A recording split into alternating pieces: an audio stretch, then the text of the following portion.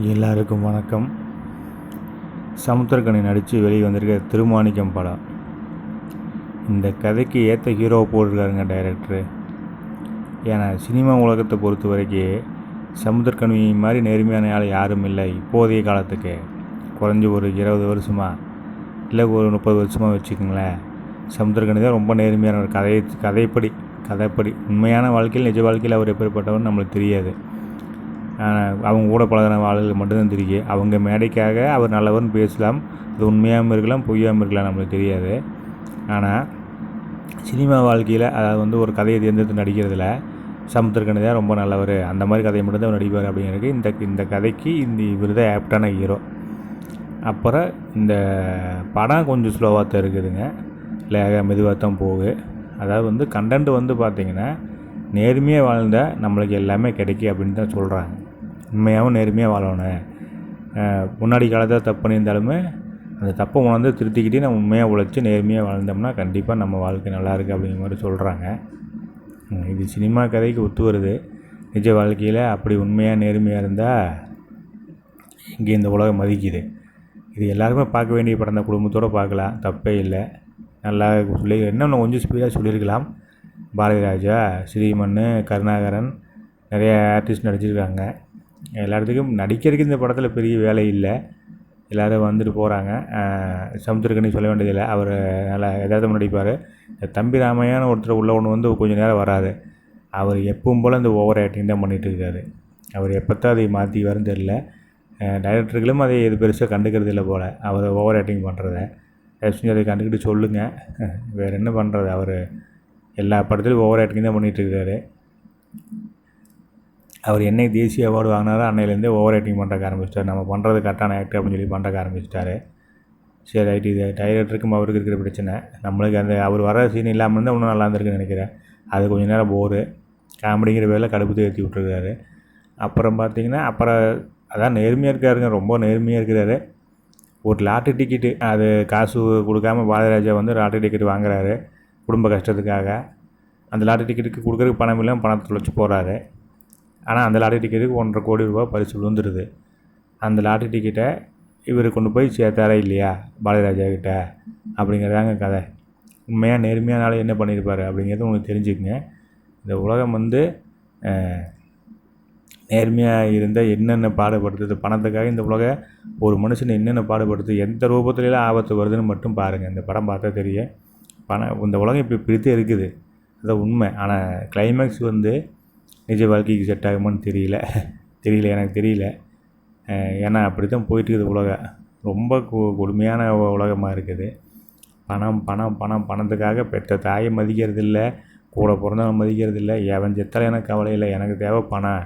நான் சம்பாரித்து வச்சா போதும். அரசியல்வாதிகள் முதல் கொண்டு அன்னைக்கு அப்படி வரைக்கும் பணம் மட்டுமே ஓடிட்டுருக்குறாங்க எல்லாருமே. இன்றைக்கி பிறக்கிற குழந்தையும் சரி, இன்னும் 10 வருஷத்துக்கு அப்புறம் பிறக்க போகிற குழந்தைக்கும் சரி, பணம் மட்டுமே ஓடிட்டுருக்காங்க. பணம் மட்டும் வாழ்க்கை இல்லைன்னு சினிமாவில் டைலாக் பேசுவாங்க, ரீல்ஸில் பேசுவாங்க, நம்ம சோசியல் மீடியா எல்லாத்துலேயும் பேசுவாங்க. ஆனாலும் பணம் தான். சோசியல் மீடியாவில் பேசி லைக் வாங்கி, வியூஸ் வாங்கி, சப்ஸ்கிரைப் வாங்கி பணத்துக்காக மட்டும்தான் பண்ணுவாங்க. ஆனால் உண்மையாக நேர்மையாக வாழ்வாங்கன்னு பார்த்தீங்கன்னா வாழ மாட்டாங்க. அவங்களுக்கு ஏதோ ஒரு கட்சி சப்போர்ட் பண்ணிவிட்டு அந்த கட்சி காசு கொடுத்ததை பேசிட்டு அந்த கட்சிக்கு சப்போர்ட் பண்ணுவாங்க. உண்மையாக நேர்மையாக இருக்கணும்னு சொல்லுவானுங்க, ரீல்ஸில் சொல்லுவானுங்க, சோசியல் மீடியாவில் பேசுவானுங்க. ஆனால் எந்த கட்சி கொள்ளையடிக்குது அந்த கட்சிக்கு ஆதரவு பண்ணி நின்றுருப்பானுங்க. இவனுக்கு இப்படி தானுங்க. நண்பர்களுக்குள்ள வரைக்கும் பணம் தான். பெற்ற தாயிலேருந்து குழந்தையிலேருந்து எல்லாருமே பணம் மட்டும்தான். பணம் இருந்தால் நீ வாழ, இல்லாட்டி நீ பணமாக போயிடு. பணமாக போகிற மனிதர் இருந்தாலுமே பாக்கெட்டில் பணம் வச்சுட்டு செத்தாத்தான் உனக்கு அந்த பெற்ற தாயும் கூட உன் பணத்தை பார்த்து ஒரு சுட்டு கண்ணீர் விடுவாங்க அப்படிங்கிற நிலைமைக்கு கொண்டு நிறுத்திட்டாங்க இந்த உலகத்தை. இந்த படம் மாதிரி எல்லோரும் வாழணும்னு நினச்சோம்னா வாழலாம். ஆனால் நினைக்கிறதுக்கு இந்த உலகம் விட்றது இல்லையா, இல்லை நம்ம நினைக்கிறது இல்லையா? உலகத்தை திருத்துறதுக்கு நம்ம முடியாதுங்க. நம்ம திருத்திக்கணும் அப்படிங்கிறத என்னோடய தனிப்பட்ட கருத்து. நம்ம திருத்திக்கலாமே. யாரோ கெட்டவங்களாம் இருந்துட்டு போகிறாங்க, நான் நல்லவனாக இருப்பேன் நம்பலாமே, தப்பு இல்லையே. கடைசியாக ஒன்று சொல்கிறேங்க, என் சொந்த அனுபவத்தை சொல்கிறேன். பணம் இல்லைன்னா இந்த உலகம் உங்களை ஒதுக்கு. அதே மாதிரி மிகப்பெரிய சொந்த அனுபவம் எனக்கு இது.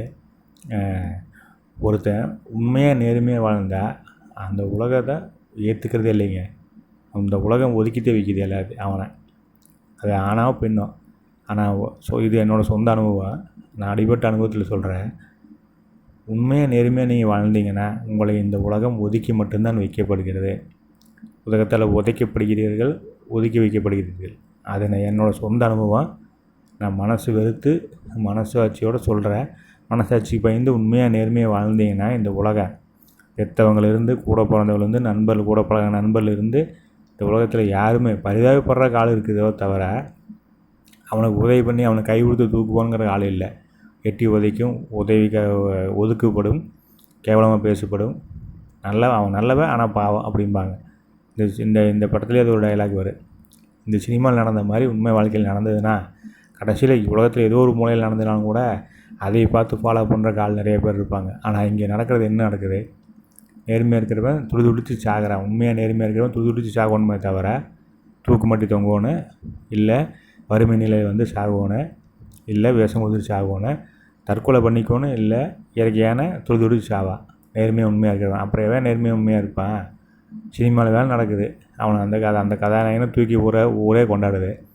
நிஜ வாழ்க்கையில் அந்த கதாநாயகனுமே நிஜ வாழ்க்கையில் தப்புத்தான் பண்ணுறானுங்க. சினிமாவில் நல்லவனாக நடிக்கிறானுங்க, நிஜ வாழ்க்கையில் கெட்டவனாக இருக்கிறானுங்க. சூழ்நிலைமாக அரசியல் பண்ணுறானுங்க. இது என்ன பண்ண முடியும்? எல்லா நண்பர்களும் அப்படி தான். கையில் காசு இருந்தால் தான் கூட இருக்கிறாங்க. கையில் காசு இருக்க மாதிரி இருந்ததுன்னா ரொம்ப நல்ல நண்பன் அப்படிங்கிறாங்க. கையில் காசு இல்லை, நம்மளுக்கு அடிமையாக இருக்கணும் அப்படின்னு எதிர்பார்க்குறாங்க. எல்லாமே சொந்த அனுபவம் தாங்க. பணம் மட்டும்தான் உலகம்னு போயிட்டுருக்கு. உலகம் இப்படியே போச்சுன்னா இன்னும் 2வது தலைமைங்கிறப்போ பணத்துக்காக ஒரு மனுஷன் கடிச்சிட்டு தின்னுட்டு போகிற அளவுக்கு போயிடு. அதிகபட்சம் 50 வருஷம்தான். அதுக்கப்புறம் இப்போ இருக்கிறவங்க நம்ம இருப்போமான்னு தெரியாது. ஆனால் 50 வருஷத்துக்கு அப்புறம் இந்த உலகம் ரொம்ப கேவலமான உலகமாக தான் இருக்கும். ரொம்ப கேவலமாக இருக்குது. இப்போவே ரொம்ப கேவலமாக தான் இருக்குது. ரொம்ப கேவலமான உலகமாக மாறி இந்த உலகத்தில் மனுஷனுங்கன்னு வாழ முடியாது, பணம் இருந்தால் தான் வாழ முடியுங்கிற நிலைமைக்கு இந்த உலக கார்ப்பரேட், அதாவது உலக அரசியல் கொண்டு போய் நிறுத்துது. இந்த படத்துக்கு உலக அரசியல் சம்மந்தமான கேட்டால் இந்த நேர்மை 800 கோடி மக்கள் இருக்கிறேன்னு சொல்கிறாங்க. ஒவ்வொரு மனசுலையும் நம்ம நேர்மையும் உண்மையாக இருப்போம்னு நம்ம இருந்துட்டோம்னாலே இந்த உலகம் கொஞ்சம் கொஞ்சமாக மாறும். ஒரே நாளில் உலகம் மாறுமான்னு தெரியாது. ஆனால் ஒவ்வொரு நாளும் நம்ம நம்மளே நம்ம மாற்றிக்கிட்டோம்னா ஒரு நாள் கண்டிப்பாக உலகம் மாறியே தீரும். இது பெரியவங்க சொன்னதா. உலகம் நேர்மையாக இருக்கிறவங்களாம் கொண்டாடுனா உலகம் மாறும். உண்மையாக நேர்மையாக இருக்கிறவங்கள கொண்டாடுனா, மனசாட்சிக்கு பயந்து உண்மையாக நேர்மையாக இருக்கிறவங்கள தான் தப்பை ஒத்துக்கிட்டு இனிமேல் நான் தப்பு பண்ண மாட்டேன்னு உண்மையாக நேர்மையாக வாழ்கிறாங்க பார்த்தீங்களா. தப்பே பண்ணாமல் ஒருத்தர் இருக்க முடியாது. அந்த தப்புலேருந்து தவறத்தை திருத்திக்கிட்டு நான் இனிமேல் சரியாக வாழ்கிறேன்னு சொல்லி வாழ்கிறவங்கள, உண்மையாக நேர்மையாக மனசாட்சிக்கு பயந்து உண்மையாக நேர்மையாக வாழ்கிறவங்கள இந்த உலகம் சப்போர்ட் பண்ணுச்சுன்னா, கை கொடுத்துச்சுன்னா ஒவ்வொருத்தன் 10 பேர் ஆவான், 10 பேர் 100 ஆவான், 100 1000 1000 லட்சமாக, லட்சம் கோடியாக இந்த உலகம் மாறும். இது சத்தியம், இது உண்மை. இது ஏற்றுக்காது அவங்க தனிப்பட்ட கருத்து. ஆனால் கண்டிப்பாக ஒருத்தர் மாறலாம். நான் இன்னும் 100 பேர்த்தை நான் மாற்றணுங்கிறத விட நான் மாற்றிக்கிறதுங்கிறத சரியாக இருக்கேன். இந்த உலகம் நேர்மையாக இருக்கிறவங்கள, உண்மையாக இருக்கிறவங்கள, மனசாட்சிக்கு பயந்து வாழ்கிறவங்கள ஒதுக்குது, உதைக்குது, சாகடிக்குது. இதை உண்மை. எல்லாருக்கும் ரொம்ப நன்றி. இந்த படம் நல்லா இருக்குதுங்க. படம் பார்க்கலாம். தயவு செஞ்சு படம் எல்லாருக்கும் ஃபேமிலியோடு பாருங்கள். ஆபாச வசனங்களோ தப்பான பாட்டோ எதுவுமே இல்லைங்க. ஒரு குடும்பம் இப்படி இருக்கணும், ஒரு ஆம்பளை இப்படி இருக்கணும், எவ்வளோ எதிர்ப்பு வந்தாலும் நான் உண்மையாக நேர்மையாக இருப்பேன்னு சொல்லுதுங்க. படம் கண்டிப்பாக பாருங்கள். எல்லோரும் பாருங்கள். நல்ல படம், நேர்மையான படம். டைரக்டருக்கு என் மனமார்ந்த நன்றிகளும் வாழ்த்துக்களும். சமுத்திரக்கனிக்கு அவர்களுக்கும் ரொம்ப நன்றி, வாழ்த்துக்களும். எல்லோரும் நல்லா இருக்கணும். எல்லாத்துக்கும் நல்ல எண்ணங்களை விதைப்போம். நன்றி, வணக்கம். உலகம் சமநிலை பெற வேண்டும், உயர்வு தாழ்வில்லா நிலை வேண்டும்.